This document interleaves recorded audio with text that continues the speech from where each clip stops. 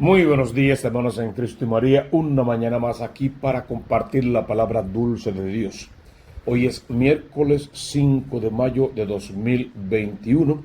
Les habla el Padre Tomás Galarza Figueroa y este es su canal de gracia y bendición. La primera lectura de hoy está tomada del libro de los Hechos de los Apóstoles en el capítulo 15, versos 1 al 6. Y lo que se está cocinando en esta primera lectura es básicamente el primer concilio de la iglesia, el concilio de Jerusalén. Hoy hablaremos solo de las circunstancias de ese concilio. En aquellos días, unos que bajaron de Judea se pusieron a enseñar a los hermanos que, si no se circuncidaban conforme al uso de Moisés, no podían salvarse.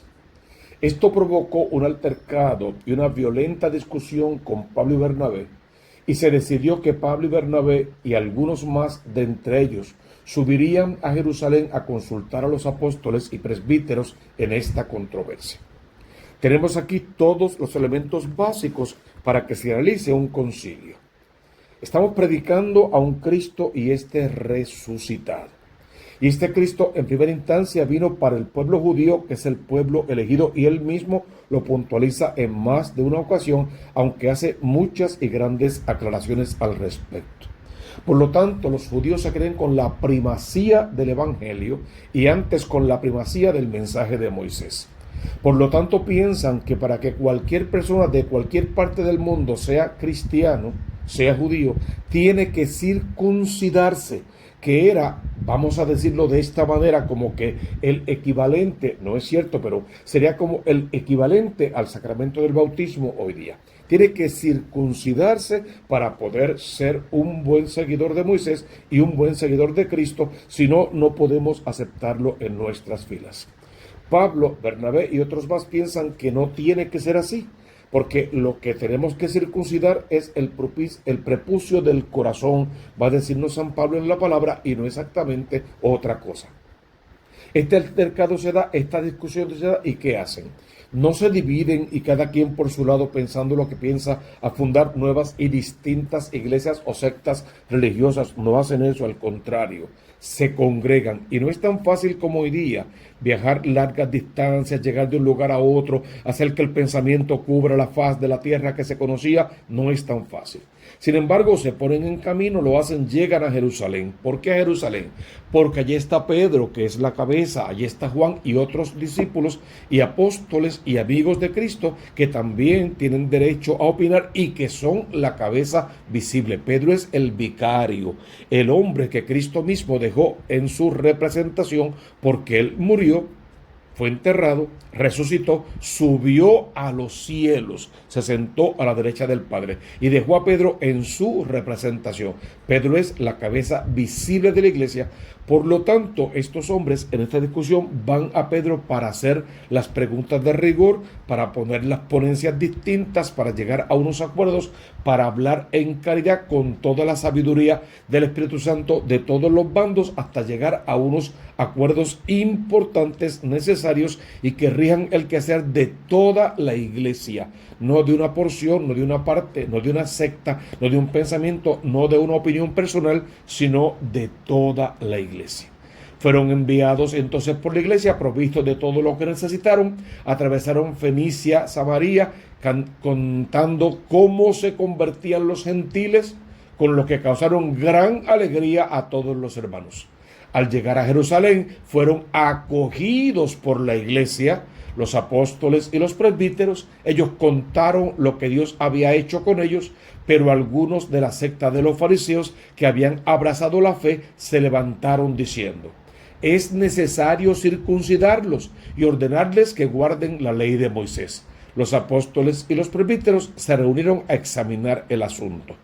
No descartaron nada a priori, todo lo pensaron, todo lo examinaron, vieron todos los puntos de vista, porque estaba el conflicto, estaban las ideas, estaba el debate, estaba la necesidad de llegar a un acuerdo y todos otros elementos que hacen falta para que un concilio se lleve a cabo, y sobre todo estaba el poder de Dios, la manifestación de Dios, el Espíritu Santo de Dios, la persona de Jesús en medio de todo esto, y la necesidad de que la iglesia comenzase a definirse fíjense bien, porque ya no era solamente para un grupito de 2 o 3, era para el mundo entero. Se estaba extendiendo rápido entre gentiles incluidos, paganos incluidos, y por lo tanto el pensamiento tenía que llegar íntegro, renovado si quieres todos los días, pero íntegro, desde la base del Evangelio de hoy, que va a decirnos que tenemos que permanecer pegados al tronco, que no podemos ir estableciendo parcelas privadas con evangelios a opinión personal, sino que pegados al tronco que es Cristo, y desde allí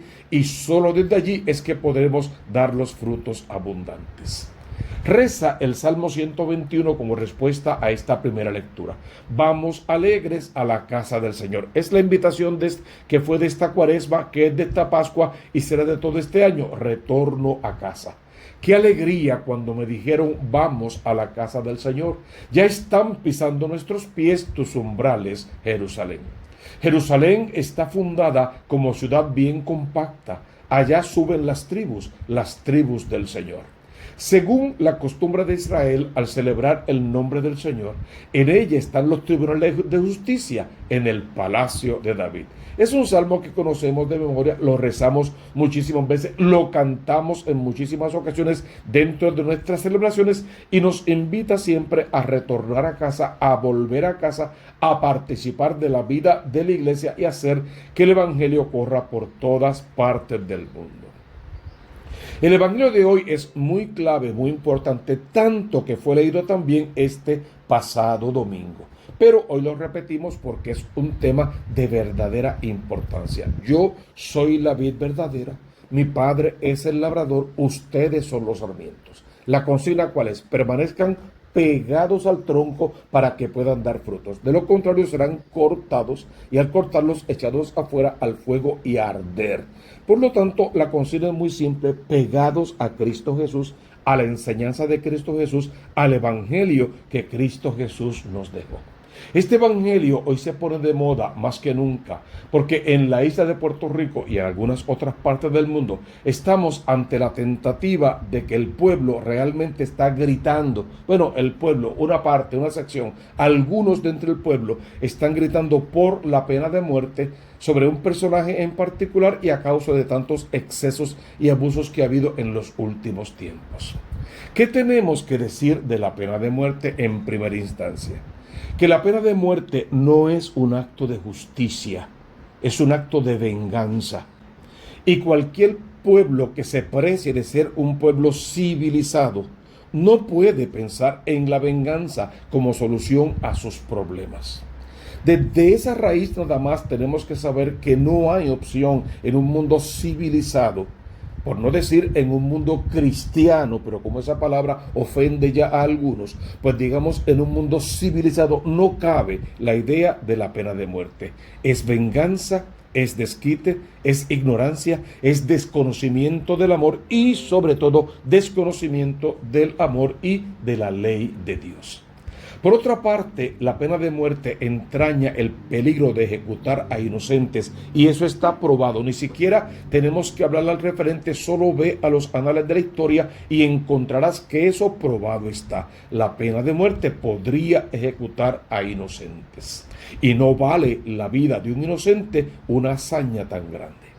La pena de muerte no tiene un efecto disuasorio efectivo. De hecho, en los estados de los Estados Unidos, donde la pena de muerte está aprobada, el nivel de criminalidad es el mismo de los demás estados e incluso en algunos es de calibre mayor. Entonces, de verdad, no persuade al criminal la pena de muerte, no lo limita de ninguna manera, pues no vale la pena matar a nadie en una acción que no es efectiva para vencer lo que supuestamente estamos combatiendo.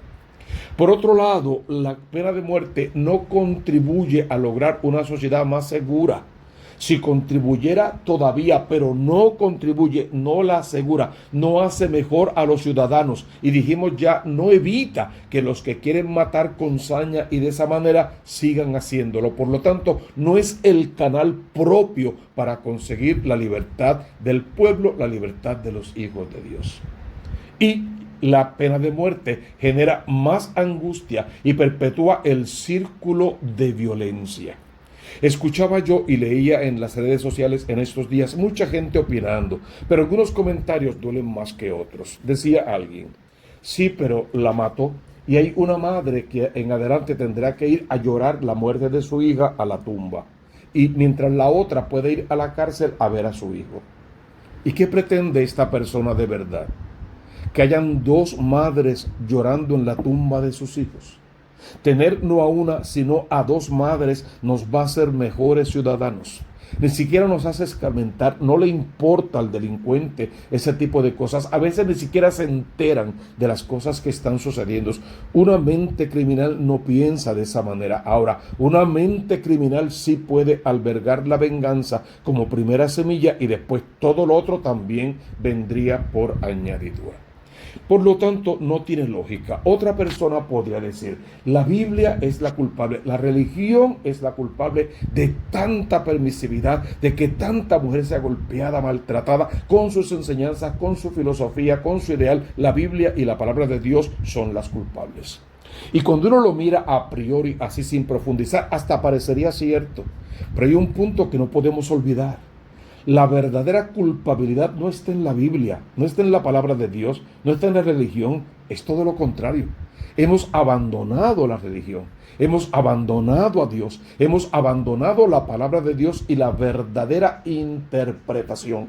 La palabra ha caído en manos que no debió haber caído nunca, y la están mal interpretando y mal utilizando, y por esa mala interpretación pagan justos por pecadores. Pero la verdadera razón por la que tanto la violencia, la criminalidad y otros asuntos han proliferado es porque hemos sacado la palabra de Dios de nuestros hogares, de nuestras escuelas, de las instituciones, de nuestras vidas y del corazón de nuestros hijos. Hemos estado educando hijos sin Dios, o lo que es peor, con conocimiento de dioses falsos o malas interpretaciones de la palabra viva de Dios. Ojalá que podamos devolver la palabra de Dios a las instituciones y a la iglesia. Si quieres, renovada, mejor estudiada, evaluada, lo que tú quieras, pero devolver la palabra de Dios a las instituciones, a la escuela, a la cárcel. Allí está, en la cárcel está la palabra de Dios por todas partes, buscando hacer algo en esos corazones, y de hecho hay fuertes testimonios de vida de mucho de lo que se ha logrado. Claro, hay otros testimonios de vida que solo han usado, utilizado y abusado, y en eso se fija la gente, no en todo el bien que la palabra de Dios ha hecho en la cárcel y en lugares parecidos. Devolvamos la palabra de Dios a su lugar, bien entendida, mejor interpretada, estudiada, analizada, mejor aplicada, pero en fin de cuentas la palabra de Dios, la ley del amor, de lo que pide lo contrario a la pena de muerte, amar hasta el extremo, amar aún a los enemigos, perdonar en la medida que queremos ser perdonados. Eso no significa necesariamente ser sometidos. Eso no significa ser permisivos, ni entregarle nuestra vida, nuestra dignidad a otra persona, ni dejarnos manipular, ni mancillar, ni golpear, ni cosa por el estilo. Eso significa tener una dignidad de hijos amados de Dios, que creen en el amor y en el perdón, pero creen en la vida. Y creen que vale más, mucho más decir, aquí salió corriendo fulano de tal, y no aquí mataron a fulano de tal. Pero no siempre. De hecho, estas personas que se han quedado ahí hasta la muerte ni siquiera son cristianos en muchas ocasiones, ni creen en Cristo, ni creen en su palabra. Tienen otro estilo de vida. Viven en la violencia y entre la violencia, en el desquite y en la venganza. Viven pegados a las cosas de este mundo, y cuando claman a Dios es por un cliché social y no por un acto de fe. No es que querramos hacer un juicio cruel contra ninguna de estas personas, de ninguna manera. Es que la realidad tiene que ser vista de todas formas, de todas partes, de todos los ángulos. Y no podemos seguir victimizando a las víctimas. Tenemos que hacerle ver su inocencia en todos los ámbitos, para que se levanten, para que se defiendan, para que griten por su libertad, para que griten por su vida, para que defiendan su quehacer y para que vuelvan a Dios. Las víctimas no pueden ser señaladas de ninguna manera. No se le puede juzgar y volver a juzgar y volver a juzgar en la opinión pública por lo que pudieron o no pudieron haber hecho. No importa las circunstancias que se den, nadie tiene derecho a jugar con la vida de nadie, con la paz de nadie. Nadie tiene derecho a arrebatarnos la vida, sino solo aquel que nos la dio. Entonces las víctimas tienen que mantener un lugar de primacía, de protección, de amor, de cuidado. Hombre, mujer, niño, niña, adulto, joven, viejo, no importa la situación y el estatus. Toda víctima tiene que ser protegida, custodiada, cuidada, y hay que preservarle la vida por encima de ninguna otra cosa. La clave está en permanecer pegados al tronco que es Cristo, y que las ramas, tú y yo, aprendamos a vivir de la ley del amor de Dios, del amor de Dios, de la misericordia de Dios, y buscando que el sentido de la vida consista en vivir plenamente en este mundo y encima intentar heredar el reino de los cielos. Al final el mandamiento dice: no matarás. Y hay 1001 formas de matar antes de quitarle la vida a una persona. Esas formas antes de quitarle la vida física son las que tenemos que trabajar, es lo que tenemos que evitar, y es como tenemos que educar a nuestros hijos e hijas para que no cometan esos errores básicos que paulatinamente van llevando a esta catástrofe del asesinato, la violencia, el maltrato y tantas otras cosas más. Devolvamos todas las ramas al tronco, regresemos todos al Dios del amor y de la misericordia, y démosle al mundo una nueva oportunidad, pero no en las falsas filosofías e ideologías que nacen hoy y se mueren mañana, sino en aquella que ha perdurado por la eternidad, y aunque ha sido lacerada de mil maneras, sigue firme y fuerte y haciendo el bien, pasando por el mundo, siempre haciendo el bien como Cristo pasó. Que todo el amor de Dios anide portentosamente en nuestro corazón, como pedimos siempre, y que María Santísima, la Madre del verdadero Dios por quien se vive, nos cubra con su manto amoroso y proteja a todas las mujeres de las acechanzas del demonio, del mundo y de la carne, y de los malos hombres, de los hombres perversos, de los hombres que nunca debieron haber nacido en una forma de hablar, y que tenemos que buscar la oportunidad de que en ese cubrimiento con el manto de María Santísima aprendamos a vivir en la paz que Dios da y que el mundo no puede quitar. Sintamos el abrazo de Jesús, dejémonos llevar por su palabra, conquistemos almas para Dios, rescatemos a nuestros hijos de la indiferencia religiosa y devolvámosle no una religión, sino una vida de fe, en estilo de vida, en santidad. Así sí podemos decir: todo lo demás vendrá por añadidura. Suscríbete a este canal, por favor, y al canal de la diócesis. Deja tus comentarios, deja tus sugerencias, deja tus intenciones para la misa. Dale like, lo necesitamos. Toca la campanita para que te lleguen nuevas notificaciones. Suscríbete e invita a los tuyos a suscribirse también. Colócalo en todas tus redes sociales y abre el corazón para que recibas la bendición de lo alto, en el nombre del Padre y del Hijo y del Espíritu Santo. Amén, amén y amén.